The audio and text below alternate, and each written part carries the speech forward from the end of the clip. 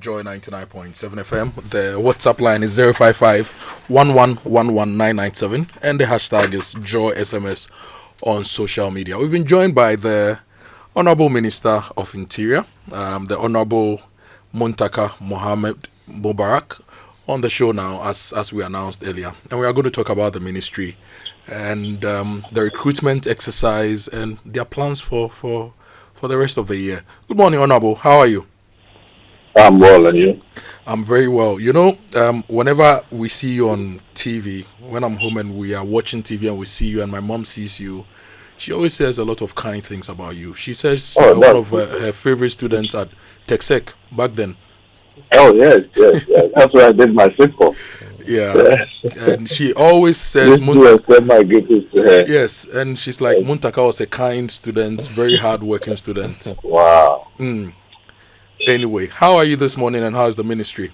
Well, we are coping. The pressure is on, but thank God we are alive and kicking.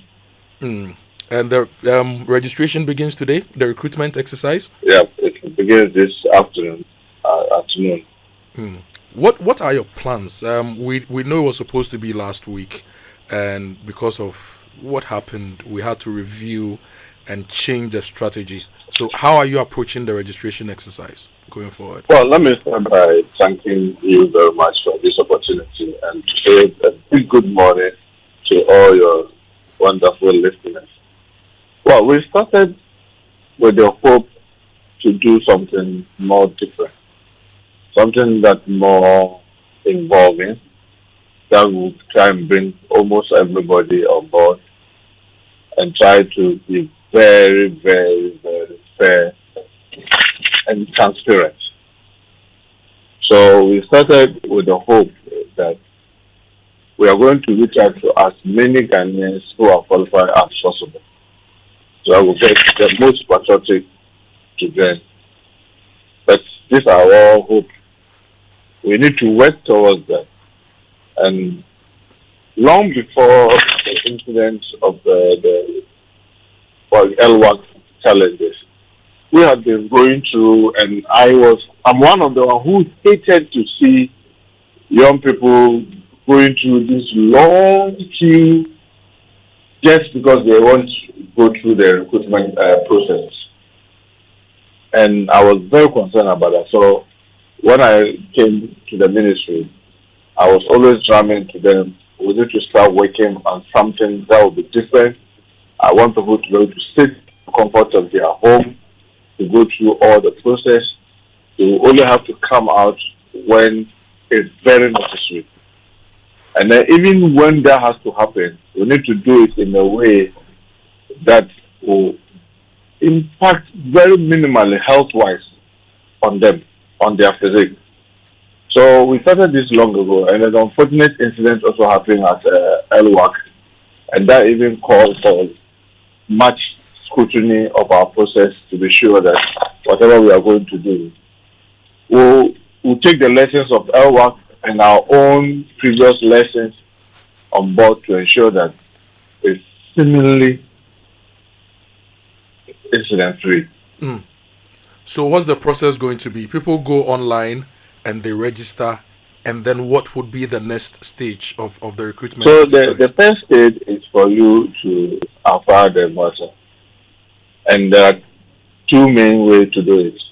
In fact, my wish would have been the thing to do it purely online. You have to use your Momo to do it so that you get, and then the code is simple. #713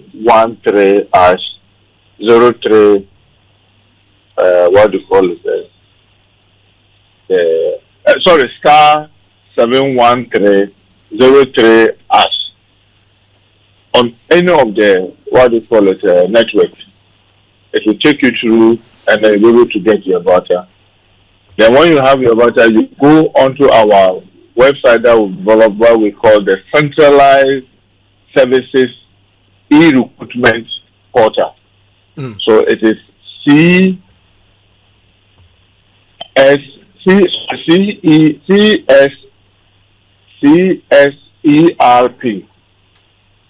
CSERP.com. and then you go through that. CSERPGH.com. When you now open it, I'm sure you can even try it as we are talking.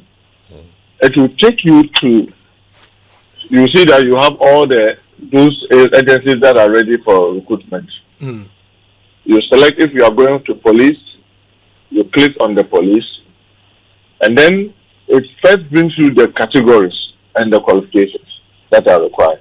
Okay. So you have the professional, so if you are a doctor, you want to join us. If you are a nurse, if you are an engineer, if you are an accountant, those with the master's and the degree, yes, you see, you go through and you see the requirement. Then we have the general duty, other ones like the recruit, you go through that. Then the interesting thing that we try to emphasize this year is the craftsmen, the carpenters, the welders, the painters, the fitters, which we call auto mechanics. And in their case, you will even see that we have done a lot of changes where the age requirement is 35. Okay. And you need your BEC with your MVTI or 60 and girls. Then we also have another component which is very, very important for, because for a very long period of time, the sporting within our services was going down. This time, we are opening a portal for us to recruit sportsmen and women. And there have been a lot of guys who've been already representing some of our security services in most of their gaming. And yet, they were not servicemen and women. We are opening the opportunity for them to come in so that they will be able to contribute their quota to the development of our country. Are you targeting some including the medals? band? You know, we have the police band, the fire service has a band, the prisons has a band, the immigration. Yet, it's a very long time they were not recruiting people into those areas. All this time, want to give all these categories of individuals opportunity. So, our advice is that you take your time and go to and read very well, so that you are clear which components you will qualify for and you apply. Because the challenge is that if me Muntaka decides to join, and then I go in and then I see the age restriction is 35, and I still go and buy a voucher and go and complete, at the tail end it will tell me I'm disqualified because I'm more than 35 years. If I go to a section where it is grading professionals like doctors and engineers and other things, and I'm not a doctor, I'm not a nurse, and then I go to that component and complete, they say at the end of the day it will tell me I'm disqualified. Meanwhile, maybe I'm qualified auto mechanics, a teacher, and in my component it is simply requiring city and girls certificate or MVTI or basically GSS results. If I go to that component, I'll qualify. Okay. But you have the chance to apply only once. So, for example, if I want the police, I apply in the police, and then I make a mistake in my date of birth in typing, and it disqualifies me. And I notice that it is only the date of birth. I can still buy another voucher for the same police and be able to correct the date of birth, and then I'll get on. But I can apply police, apply fire, apply for immigration, and apply for prison service differently. So I would simply buy a voucher for the police and buy for the fire, because one of the things that we know, as part of the human right of individuals, they must have options. Yeah. So we are not restricting to say that if you apply for police, you cannot apply for any other services. No, because whereas maybe you may not qualify for police, you may qualify for what they call immigration. Okay. Because they are different categories and they all have different requirements. Honorable, hold on a bit and let's go through the process. I just dialed *713 *03 hash, and it's telling me that voucher sales on hold until the scheduled date. That's the 17th. That's this afternoon. It's this afternoon. Well, the thing says until the scheduled date tomorrow. In fact, that's what I was about to go to, because online as well, if you go to the portal that he's asked us to log on to, the countdown says we have 15 hours, 21 minutes and 45 seconds to go. So I think it's just in relation to what Kujo was pointing out to. Is there any clarity on that? Or probably the system is what's causing the problem in terms of how digitized it is? No, I mean, we know that it's supposed to go online this afternoon. Okay. I'm sure the technical guys are listening. We'll check it out. And they will surely work on that. Okay. Now, Honorable, let's get to the payment issues. There are some people who have suggested that recruitment application forms should not attract any fees to ensure equity. Because number one, Ministry of Interior, you want to employ people into the police, immigration, fire service, prison service. Why should they pay to be recruited?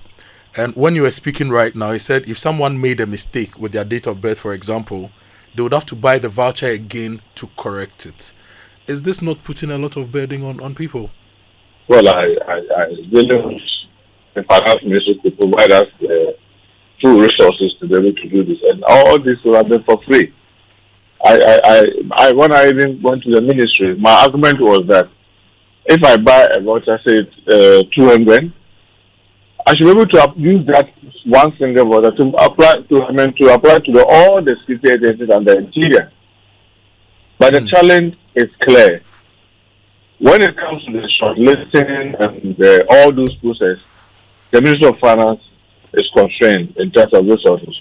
And because of that, the security services, they told me this is what they will have to use to be able to go through the process. So even when we came and I was insisting that we should reduce it from 300 to the 200, they will have to do front and back. And I tell her, look, even if the 200 is not going to be enough, we should find a way of funding it. But I don't think it will be reasonable to charge 300 now. We should reduce it. Yes, the last time for form also it was 300 or something. I said, fine. That notwithstanding, let's still reduce it. Because I'm also mindful about that. The wish is to have been able to do all these things under our own budget so that we'll cover it and be able to pay free so that people can be able to step forward to assist. But the sad thing is that because budgeting, if you are not careful, then the whole process. Honorable, if you can hear me, I don't know if you are in motion or if you've changed your position, but your line keeps breaking a bit. So if you can just reposition yourself, that will help us a lot. Now let's go to the. Now? I think it's better now. So you can't do anything about the charging of fees. Well, for now, no, because you can see even the military had to do the same, and it was the same basis, budgetary constraints. Maybe into the future, we need to be able to make a stronger argument so that the finance ministry can make budgetary allocation for those exercises so that we will not need to sell this stuff. Because I share in your concern that if you are calling our citizens to come and assist by offering themselves for this kind of noble profession, it should not be attracting so much in terms of finances, because that can become an inhibiting factor for somebody who may not be able to get someone to finance it or her. What are the targets you are looking at? How many people do you seek to employ into the Ghana Police Service? How many people do you envision to have in immigration? How many people is fire recruiting? And how many people is the prison service recruiting for this year? Look, if we were to have budget room, and you take the standard international practice against the number of police that we have and the number of police that we should have, I would say that we'll have needed about 33,000 for the police. Okay. And when it comes to immigration, we'll have needed about 12,000. You come to fire, we'll have needed about 22,000. If you come to prisons, we'll have needed another 12,000. But obviously, the budget, I will be the most reasonable person to tell the finance minister that make this room for over 100,000 for the Ministry of Interior alone. Currently, the Ministry of Finance tells us, in cabinet, together with the president, he said that we should allow him to work on this budget and get back to tell us exactly how many numbers he can accommodate. Now, we have forwarded these numbers that we say that if we are going to go international, in terms of parity, we'll be needing about 30,000 police. So until the Minister of Finance gets back to you, you cannot tell us how many people the police are recruiting for this year, how many immigration will recruit. So as of now, we have not finalized the number with the Minister of Finance. Now, I looked at your budget, and I don't know whether my calculation is right or wrong.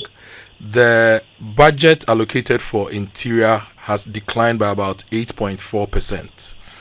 And a lot of the agencies under you tell us that they are under resourced. Now you are going to add more people. You didn't get your budget for this year compared to last year has reduced. What is your plan to resource these institutions? For example, fire service needs a lot more fire tenders. Prison service needs better facilities and a lot more resources.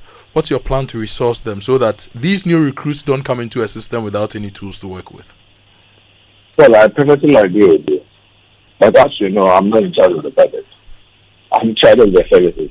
And I've made the argument because when we were uploading the Hyperion, even the figures that after struggle that we got, when the actual budget came, we realized that there's a massive slash. And since Friday, the finance minister and I have been doing front and back, and I'm very hopeful that he's going to be able to assist to make sure that at least we're able to keep the officers, the men and women who are doing everything to protect all of us daily. Because like you rightly said, if you go to our prison, which today gives us a lot of visiting the wrong prison, we don't even have a simple jammer where you can jam and people sit. If they sneak in phone, they will not be able to use it. We don't have.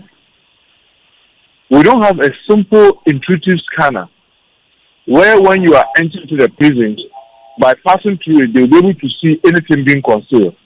Everything is being done manually. I mean, and these are medium and maximum prison like Ankafo and Sawam. And these are real challenges. One of the major challenges that you can even see is that even common septic emptier, we have 48 prisons. Most of them, the last time they were procured was about 20 years. They've broken down. Buses that take even remote prisons are broken down. And I had to reach out to private individuals to support us to be able to even get a bus that will be collecting our remand prisoners to and from court. So the challenges are enormous. The fire tenders. The last time this country bought a fire tender was 2014. And you and I know these are massive vehicles that are run with speed every day. Then when there's some fire, they run with speed. Their lifetime, many of them do not go beyond 10 years. Some of them are over 15 years. Some are as old as 20 years. And we still expect them to be able to perform to their maximum. But so are you going to buy new ones? In the retooling, the president has assured us that this year he was going to do everything possible to get us at least 100 fire tenders. Okay. Well, let's even say that we are able to start with 50. That would be a good one. But it doesn't reflect in our budget. And I've drawn the attention of the, what they call it, Excellency, and also the finance minister. And the finance minister has made promise that he'll see what he can do. So we are hopeful that despite all those challenges, the finance minister will try. I know the envelope is tight, but like I always say, if you don't take serious attention to your security, and may God forbid something happen, it becomes even more dangerous.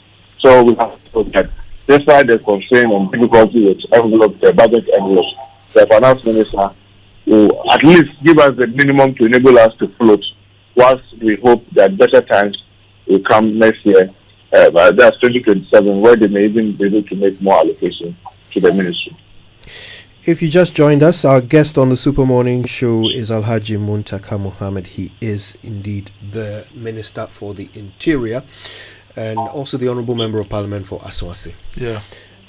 Alhaji, let's go back to the recruitment process. Once the digital part of it is done, there is a need for physical, screening.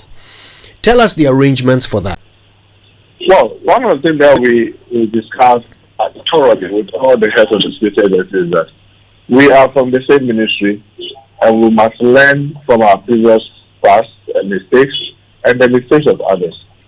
So we've decided that no security agency will do its screening at one place. So every regional capital will have to have a center.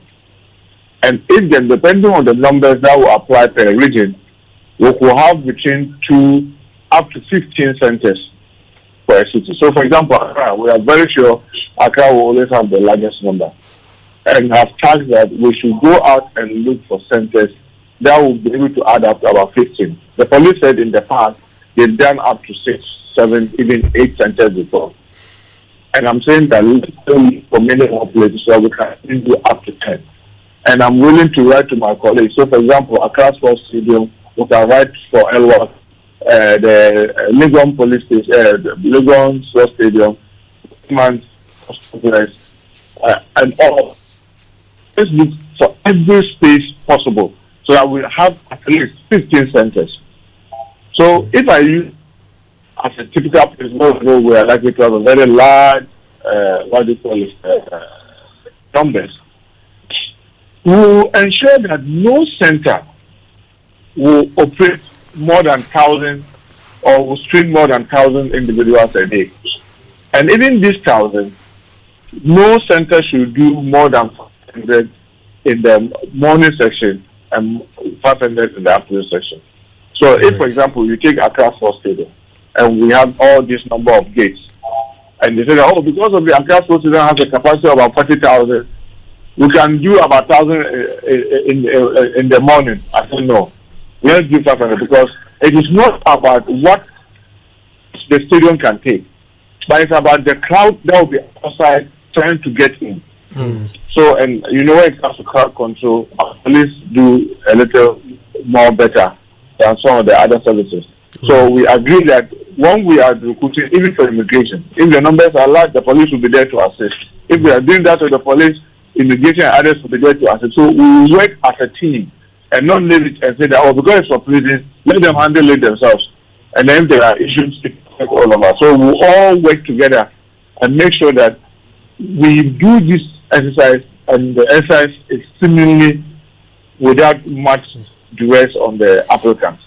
So that's what we are planning, and we hope to fine-tune them before we get. So, you know, now that we're opening the contract today, it will last up to the 19th of December.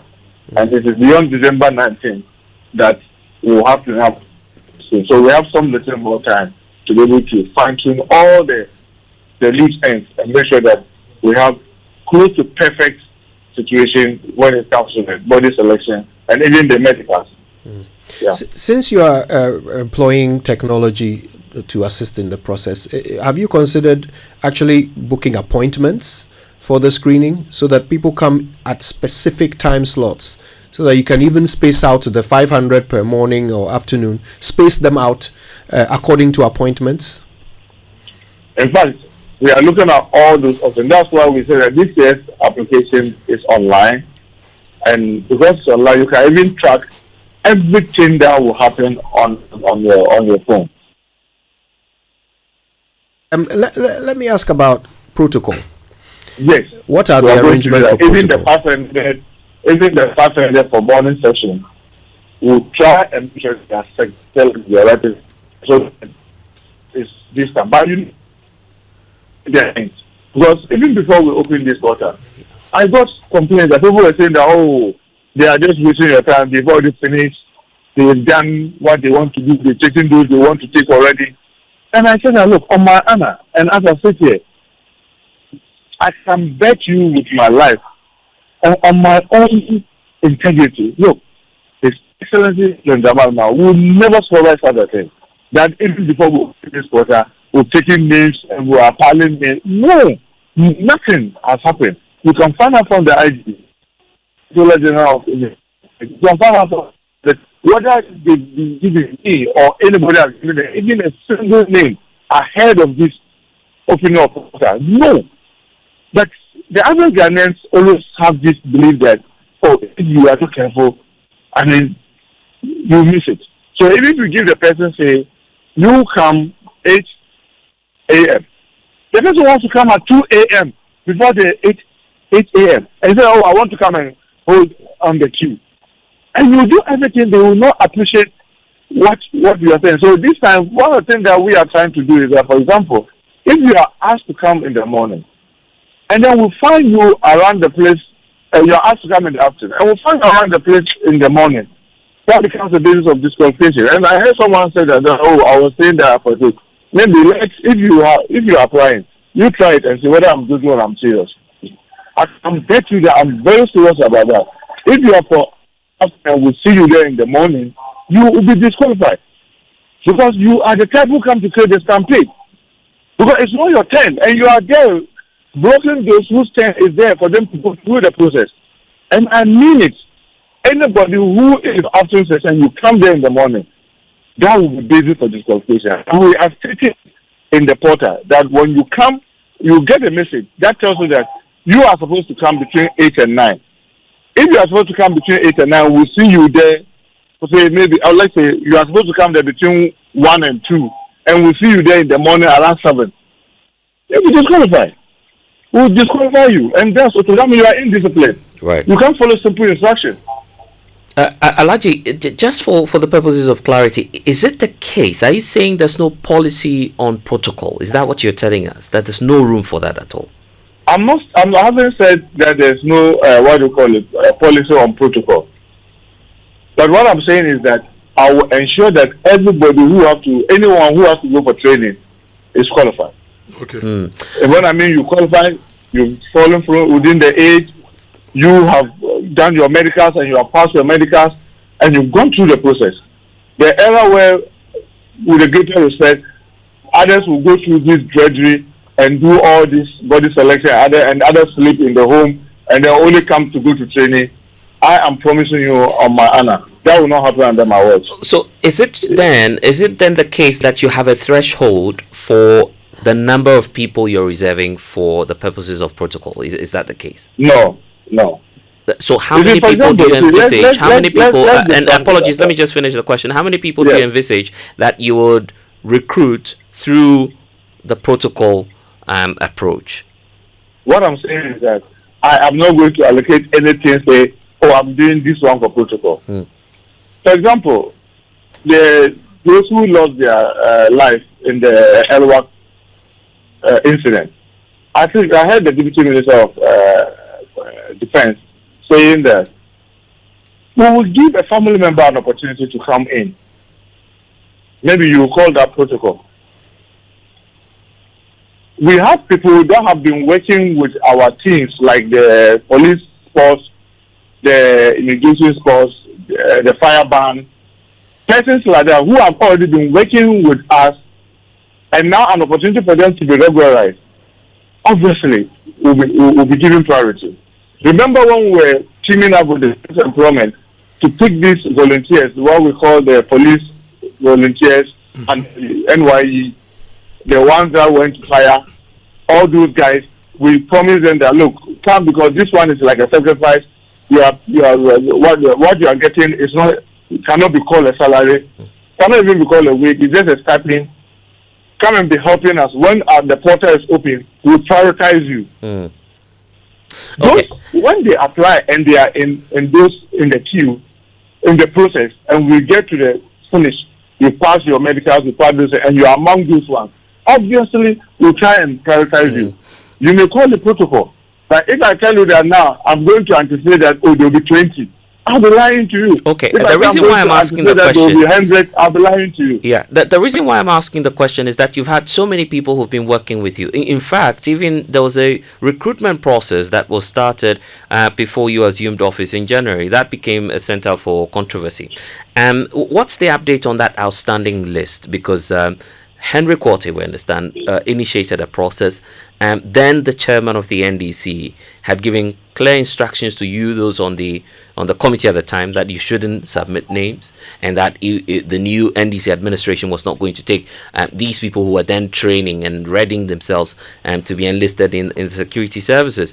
Do you have an update on that outstanding recruitment process? As far as I'm concerned, I didn't come to meet any outstanding in the ministry. That's why we are opening and asking everybody or anyone who thinks he or she wants to join the service to apply. So you asked all those people to go home? There's no any outstanding list. So you asked them to go home. Was that the case? No, I haven't asked anybody. I'm saying that I'm not opening the portal, and as I open the portal, if you are qualified, apply. How about I the haven't asked numbers? How about the anybody. outstanding numbers? Because that was part of the transition concern as And I'm well. saying that there's no any outstanding number before me, and I'm not considering any outstanding number. So I'm it is the opening the case that pressure. If you you are don't qualified, recognize apply. them. You don't Because recognize them. Is remember, that the case? if you were qualified 3 years ago, you may not be qualified today.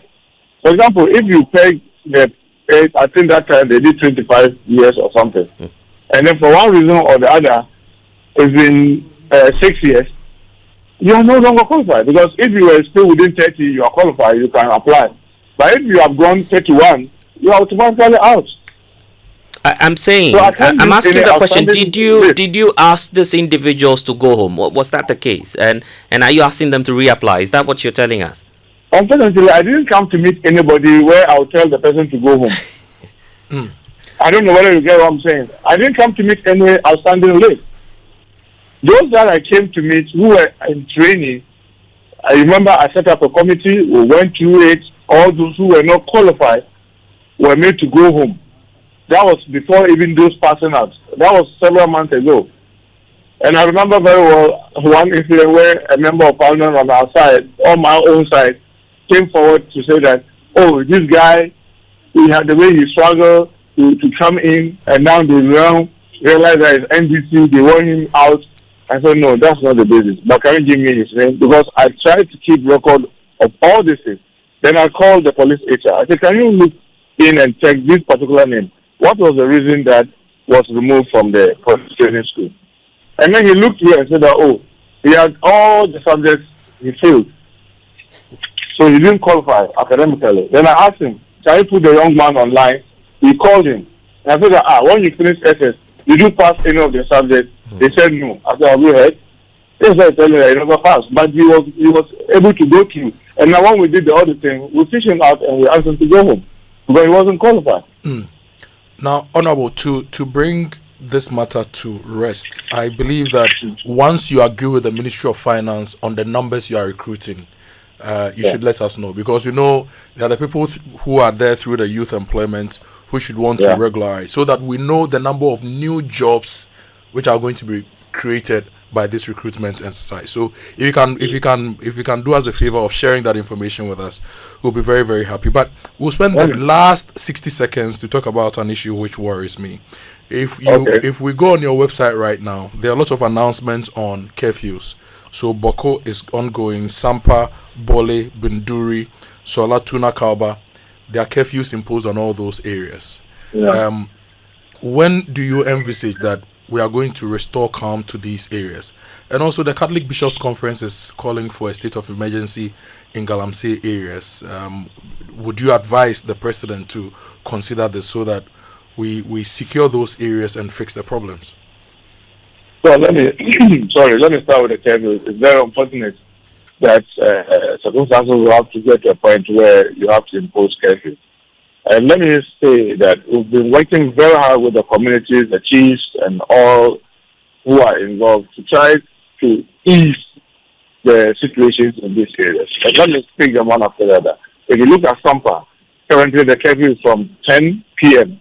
to 4 a.m., telling you that it's a bit relaxed. If you take Bole and Solar, the curfew is from 12 midnight to 5 a.m., telling you that the curfew is heavily relaxed. If you take Nkwanta now is from 8 p.m. to 5 a.m., telling you that it's largely relaxed. Even Boko itself is now from 8 p.m. to 5 a.m., which tells you that it's a bit relaxed. Where it is intense is Binduri, where it is from 5 p.m. in the evening all the way to 6 a.m. in the morning, and because of the security situation there. And we are working tirelessly with the communities and all those involved to see what we can do to ease the situation so that we can even lift the curfews. So yes, we are working on it, and we pray and hope that the people will continue to listen and be able to cooperate with the regional security council so that it will get to a point where we'll have no reason to keep the curfew. Now, to your second part, where you're saying that the Catholic Bishops' Conference are saying that the President should call for state of emergency. I mean, as the Minister in charge of internal security, I will not advise that. Do you know why I will not advise that? My brother, sometimes we don't need to lay bare our strengths. To impose curfew in Solar, Tuna, Kaba, that area in Bole, we needed to place in almost 1,000 officers additional to those who are already on. To do that in Nkwanta, you needed to put close to 700 additional officers to those who are already there. And I keep asking, if you do that, you say you are going to put state of emergency. That means we have to better withdraw all the security forces in town to go and enforce it. You think that's practical? I don't think so. But one of the things that we need to consciously continue to fight this match. This morning we have a meeting at the presidency on the Galam state, because we meet almost every fortnight to review what we are doing, where we are we making progress, what are the challenges that are coming, is there something that we can do better? And this morning we are going to be reviewing the last 2 weeks and be asking ourselves, what do we need to do differently to achieve a better result? So I can assure you that SSC John Dramani is on top of it, and it's something that is taken very serious.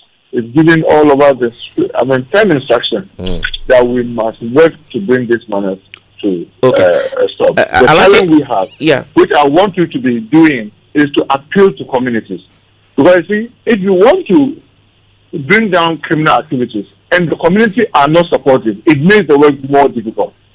Because, last and by, as we go around, one of the things that is becoming clearer for us is that communities are conniving with the people. So when you go into the community, they hide them.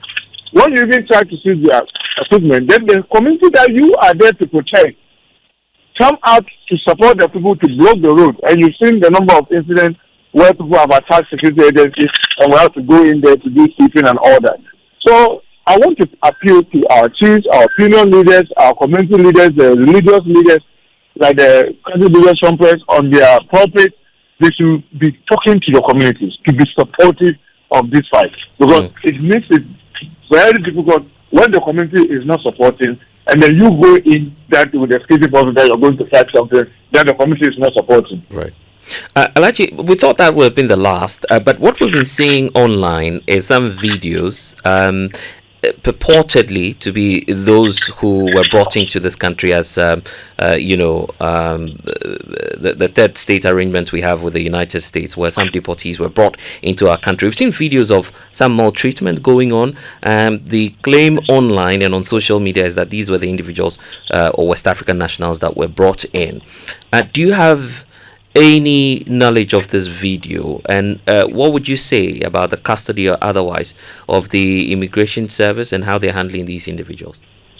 Well, let me say that it's just when we saw that I've instructed the Comptroller General of Immigration to investigate that and get me a report on it, which I'm sure I should get this week. But the criminal thing that we had was that this lady was supposed to be on medication, and I think she didn't take her medication. So along the line, she became violent, and that resulted in that. But I don't want to preempt the report that they will bring it to me.